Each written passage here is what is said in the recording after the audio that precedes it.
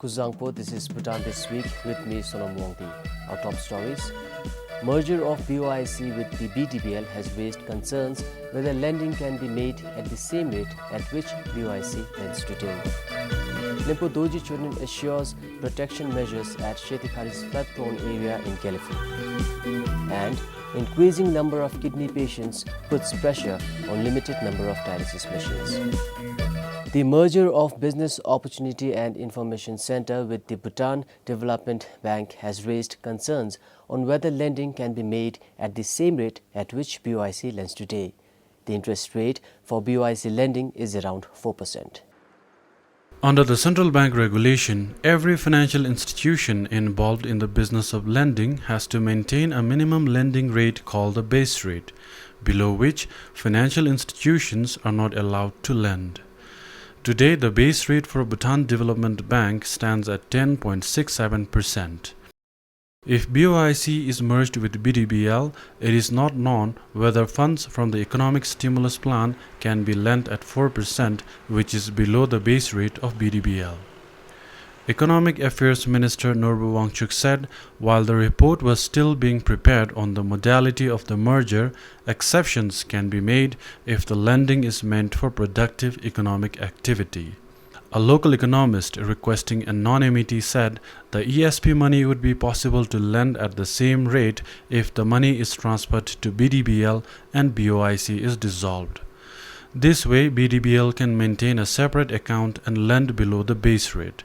Also, the ESP money is meant for priority areas, so it need not be guided by the base rate regulation. Nirub Gelsen for BBS News. The Anti-Corruption Commission of Bhutan has found out that the main suspect of Finsoling ATM fraud, Sanjeev Kumar Gupta, had withdrawn Rs 64 million from 190 Druk PNB ATM cards as of now. The former businessman from Indian town Jaigaon allegedly deposits Bhutanese currency in the bank accounts of the Bhutanese nationals who receive 5% of the interest rate.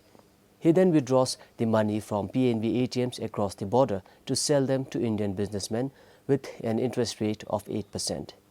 ACC's records shows Sanjeev Kumar possessed about 288 Bhutanese ATM cards. However, he maintains he has about 166, even though his transactions as of now reveal he had used 190 ATMs. Sanjeev Kumar is still under detention. ACC is also investigating a similar racket involving a Bhutanese and an Indian national. The former Foreign Minister Rinzin Doji appealed to the Supreme Court against the decision of the High Court on the misuse of a pool vehicle. He argues that the conviction was against the principle of law. Early this month, the High Court convicted him to 1 year in prison and fined over 100,000 ngitam for misusing the pool vehicle. But he was given the option to pay 45,000 ngitam in lieu of imprisonment. The verdict also said the former foreign minister violated Civil Service Act and Anti-Corruption Act by misusing pool vehicle to transport private timber from Ha to Thimphu. The Minister for Works and Human Settlement, who visited the flood-prone area in Shetikari in Gelifu, assured that protection measures will be put in place by this winter season. Whenever it rains, the Shetikari area in Gelifu remains flooded. The minister said it is becoming risky with the increasing elevation of the riverbed every monsoon. This is Shetikari in Gelifu. At this time of the year, it is not possible to see the problem, and the government spends millions of ngitam every year to mitigate the effects of flood. Right now, as you can see, the place seems dry, but whenever there is a little rainfall, the river swells up, creating a nuisance at the vicinity. In this year's situation, the flood that occurred last time have completely filled up the drainage system that was built years back.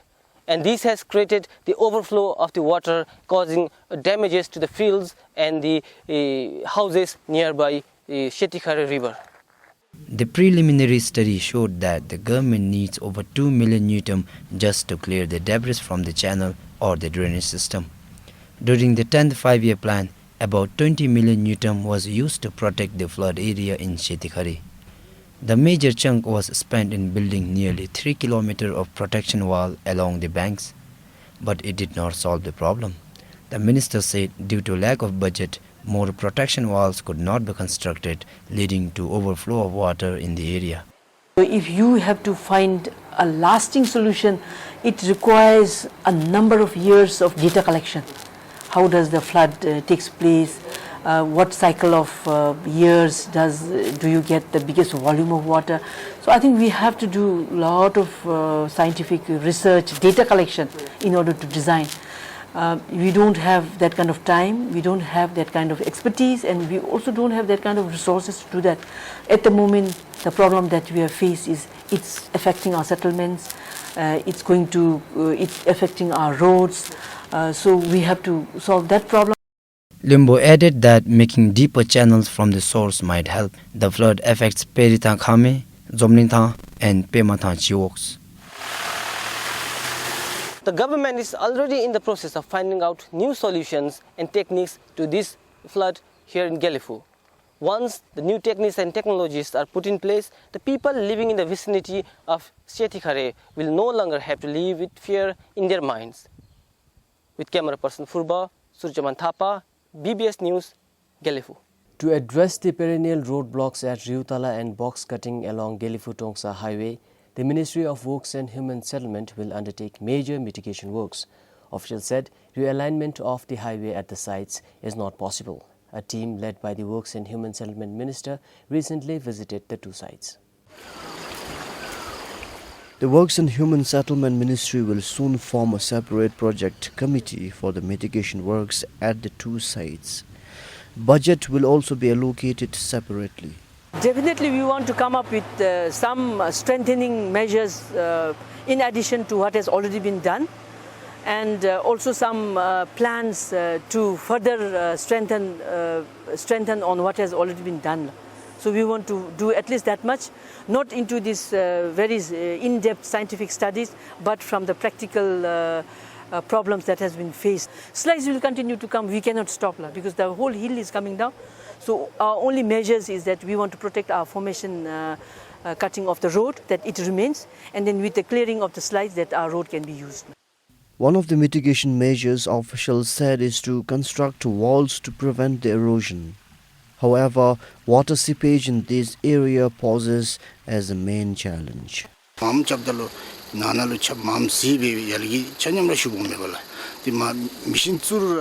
there is more seepage, the whole hills comes down, so it is difficult for the workers and machinery alike to work.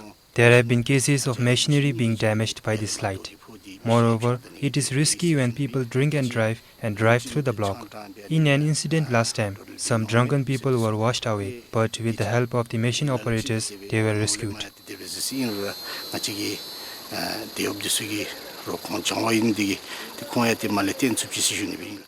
The geotechnical engineer from the Ministry of Works and Human Settlement said the two landslide-prone areas fall under a geologically weak zone.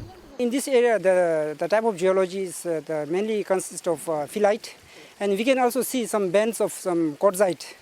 But here the dominant geology is phyllite, and very crushed and very weak. And we can also see a lot of seepage water here. And such type of geology, when during the rain, it's very susceptible to erosion. So here the landslide mainly occur because of the movement of overburden. About 400 meters of road have been damaged by Riutala landslide since 2008. Every year, the Department of Roads spend over 6 million Newton to keep the site open for the traffic. Similarly, the box-cutting landslide of Gelifu, people say, has been there for decades. For Sujaman Thapa, Sonamugen, BBS News. To provide adequate treatment, patients with kidney failure require 2 sessions of dialysis in a week. However, with increasing patients and limited number of dialysis machines, the National Referral Hospital is not able to meet the requirements. For now, the National Referral Hospital has 8 dialysis machines in operation. It has to cater to more than 100 kidney patients. A patient requires 2 sessions of 8 hours for an adequate treatment. Dialysis is a process of removing waste products from the patient's body through a filtering system, dialyzer. It is primarily used as an artificial replacement for lost kidney function. So each patient should receive 8 hours of dialysis per week, means 2 sessions, with 100 patients and with 8 machines. When you calculate, you see that each patient is receiving only about 1.4 sessions per week. So that means the patients are not receiving adequate dialysis. An inadequate treatment would mean that toxins are not fully removed from the body. This adversely affects the patient's health. On the other hand, the Department of Medical Services of the Health Ministry said the patients are provided with adequate treatment with the existing dialysis machines. There are 4 such machines in Mongar and 3 in Gelifo Regional Referral Hospitals. In the National Referral Hospital, there are 2 more dialysis machines kept for emergencies. Sringzam for BBS News. New systems, new problems. That is what is happening with the city bus service. After the introduction of e-ticket, the buses are not allowed to carry passengers beyond the number of seats available.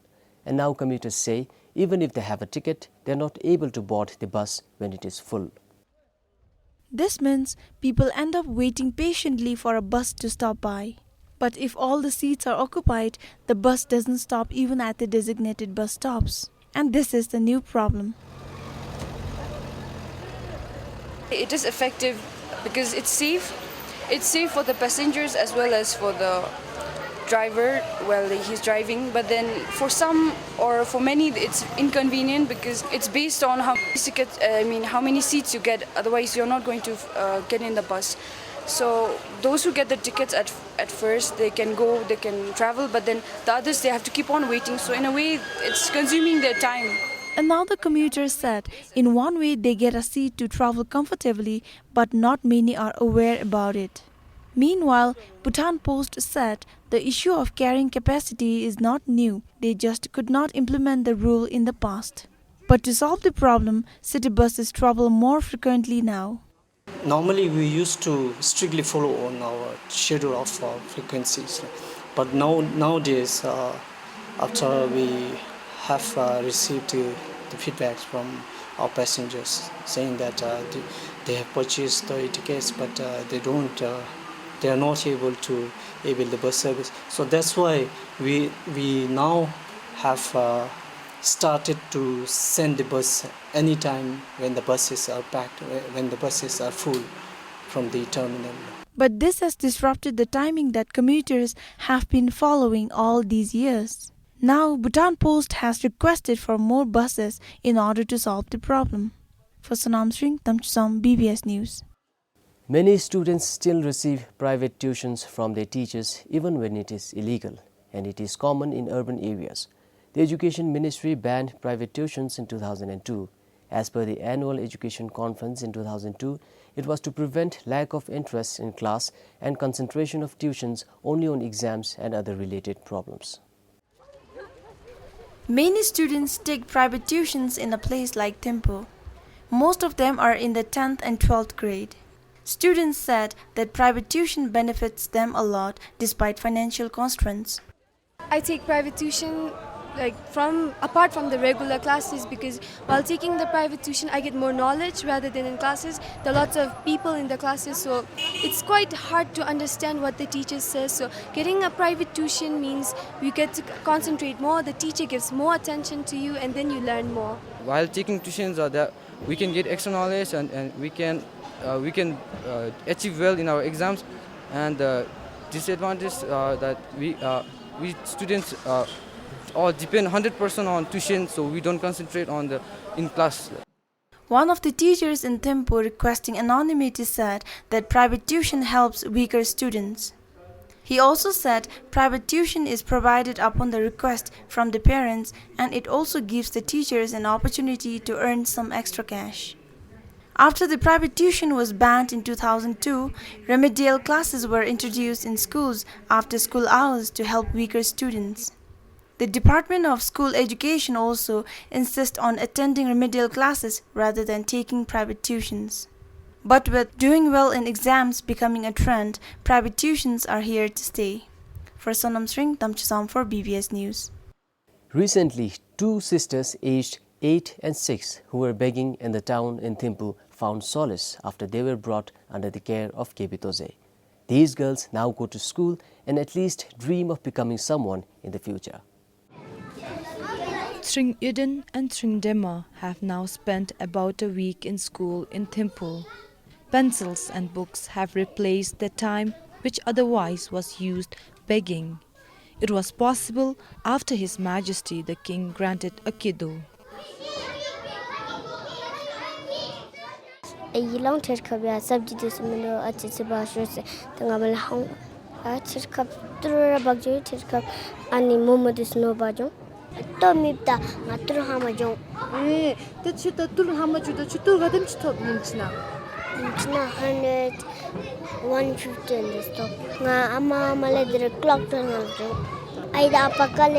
This is where the two sisters live with their family.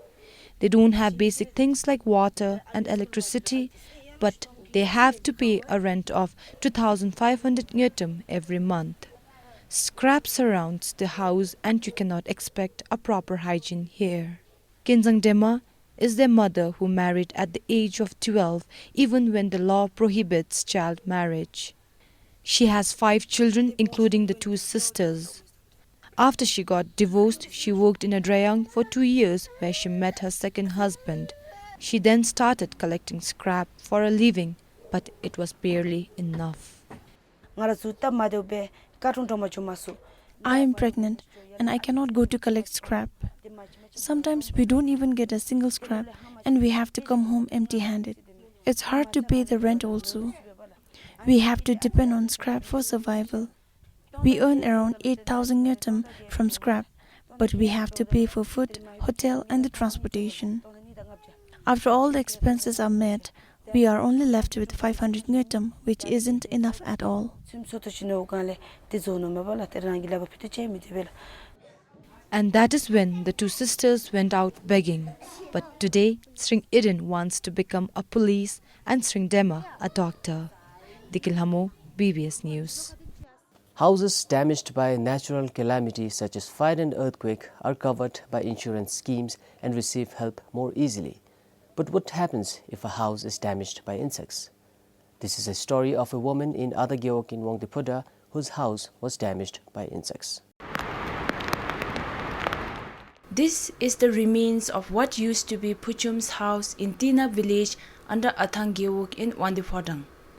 Few rotting wooden structures and walls are all that is left now.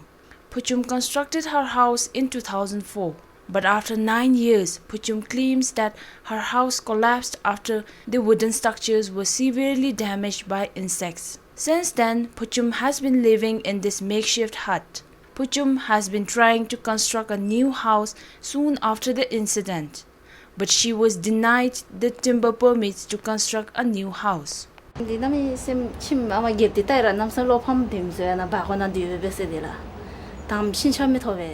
feel very sad looking at my collapsed home.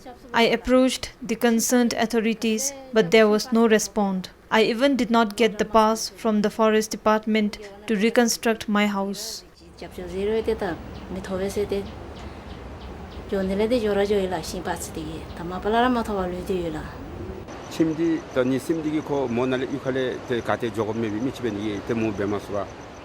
As her brother, I tried my best to get in touch with the concerned authority. I even took this matter to the former Zongrap. He said she could get help from the concerned authorities, but then later even the insurance company or the Department of Disaster Management did not support us.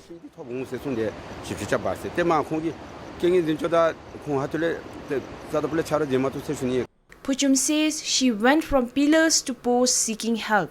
Nothing has come out of it.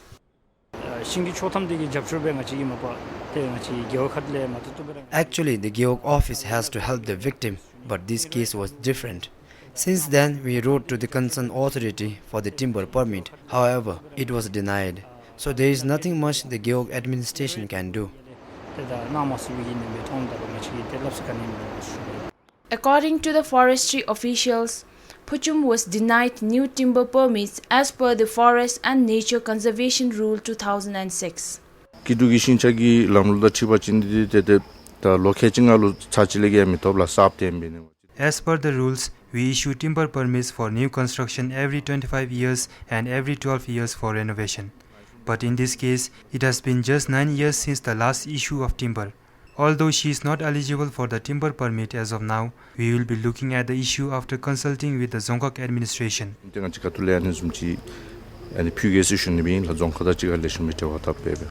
Further, Puchum was also denied the rural housing insurance claims. She has been paying the rural insurance premium for the past 5 years. The Royal Insurance Corporation of Bhutan said cases of insects damaging the house are not considered a natural calamity and are not covered under the rural housing insurance scheme. Despite all the odds, Puchum says she will continue to seek help. Otherwise, she will have to live in this makeshift hut until she is eligible to get a new timber permit to construct a new home. For Kinzang Tile in Wandifodang, Sringzam for BBS News. The legendary dance of yaks, popularly known as Yacham of Merak and Sakten Gyeogs in Tashkang, is under threat due to other forms of entertainment. Unlike in the past, the full episode of Yacham is not performed today. The exact origin of the legendary Yakcham, or the Yak dance, is still not known today. But people believe that the dance is the replication of the legendary tale of Tebagale. According to a legend, Tebagale is believed to have discovered the first yak. Tebagale is therefore regarded as the god of yaks in Merak and Sakten Gyeogs.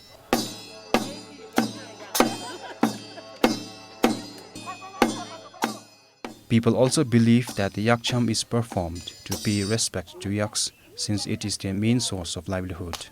Every step and episode of the Yakcham depicts the lifestyle of the nomads.